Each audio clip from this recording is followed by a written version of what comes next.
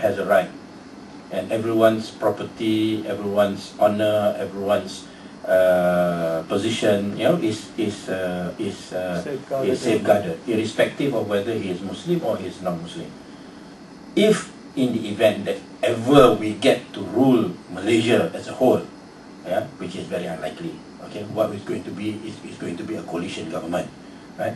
Then when the coalition government between us and PKR and DAP, for example, we will rule according to what are principles that we can agree to, that we concur, say good governance, justice, transparency, how do you say, government that which looks after the welfare of the people as a whole, accountability and welfare for the people and all that, and where the wealth of the nation is to be used for the benefit of the people as a whole, right? But in terms of the individual morality of the Muslims, in particular, it must be must conform to Islamic values. Islamic values. As far as the morality of the individual non-Muslims are concerned, then it should conform to their own religion. Okay, that is what we would preach.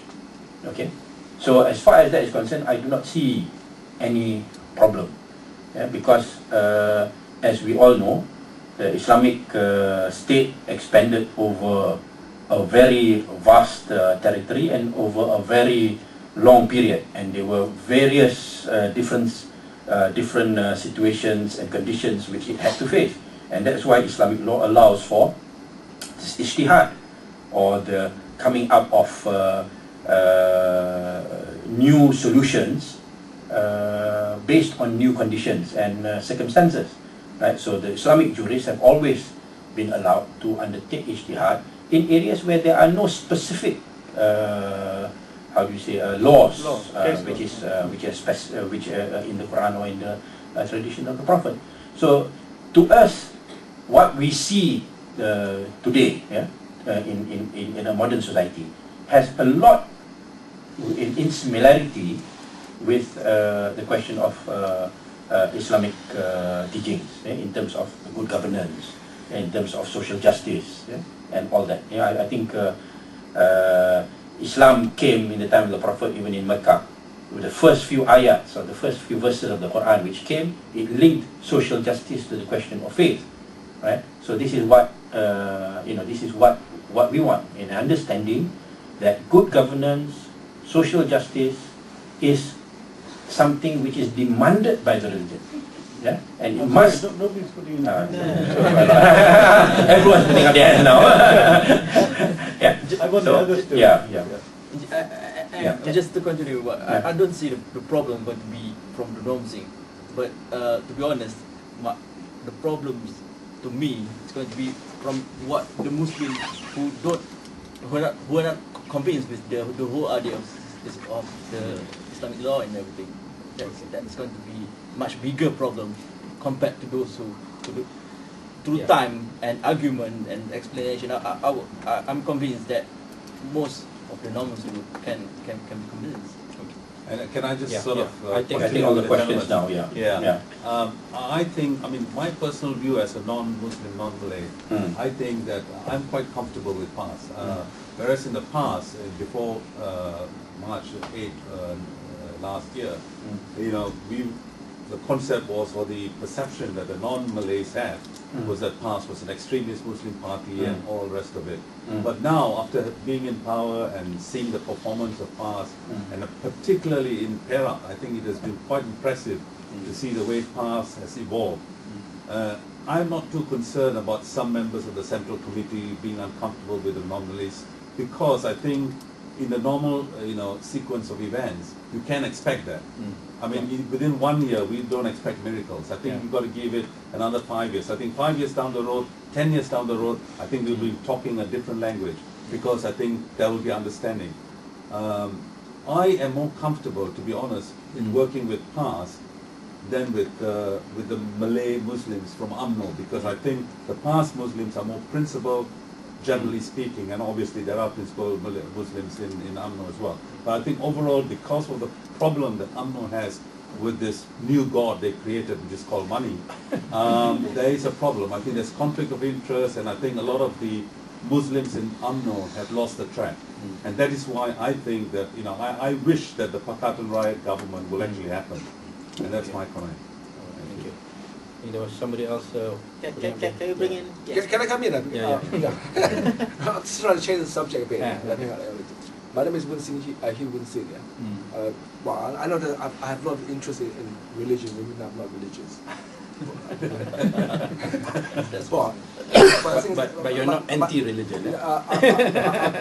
I'm for some sort of any religion you want, but I'm basically an atheist. Okay. So, but the thing is that my original question was, I want to congratulate you being appointed as a shadow committee minister, the cabinet of to shadow Prime Minister's department and Ministry of Transport. Correct. And my basic this question is, how are you going to work with the coalition? Do you intend to have a weekly meeting, monthly meeting, or the agenda meeting with the other coalition party in relation to the ongoing legislation that the present government can put through? How are you going to come? Do you intend to come into a decision to confront them in Parliament, or the government in Parliament? Or are you going to deal with on a consensus of whatever of a decision within the coalition? How are you going to work on that? Because I'm against shadow committee. I'm for shadow cabinet. So I mean, the coalition should decide by now who should front it, not 3 people or 3 group of people fronting or shadowing cabinet. Okay. Can you start by explaining why committee rather than shadow cabinet? Because of the coalition, basically. They can't decide who to choose out of 3 parties. It would be good to hear it from the horse's mouth. And then we will get into trouble back home. Okay. Yeah, I think I agree in the first question just now from Rosmadi that the problem will be with the Muslims in the first place, because they are the ones who will be opposing any attempt to make them conform to Islam, right? Because they are not, particularly UMNO, they're not really committed to the idea of embodying the personal values of Islam and so on and so forth. And you find that there are many cases where the Muslims are the ones who go to the gambling outlets and all that. But we do not expect that this is going to be a change overnight, just like what was mentioned earlier. So we believe that the main problem has always been the question of education and giving the Muslims themselves the right to get a proper and a strong basic Islamic education, so that they understand what are the what's the Islamic position with respect to all these issues, right? So in the event that we come to power, it doesn't mean that we're going to force Islam down the throats of the Muslims themselves. That is going to be something which is going to be a process, right? Similar with the question of the leaders having to deal with non-Muslims, it's a learning process, and it's something that has to be done. With respect to the shadow cabinet, right? I think the fact that there is a shadow committee and not a shadow cabinet, it does show that we are not as how do you say, homogeneous, or not as well as how do you say, strongly cemented as what we should be. Okay, we are basically a coalition that came into being after the election, right? And the fact that we are starting to have a shadow committee where there is a representative from PAS, there's a representative from PKR, there's a representative from the DAP, overseeing the transport ministry, overseeing the PM's department and all that, that at least it's a start. Yeah. So that's why, to me, it's a blessing that we did not get straight away into federal government, but we started off with the state government, and we're getting to learn the ropes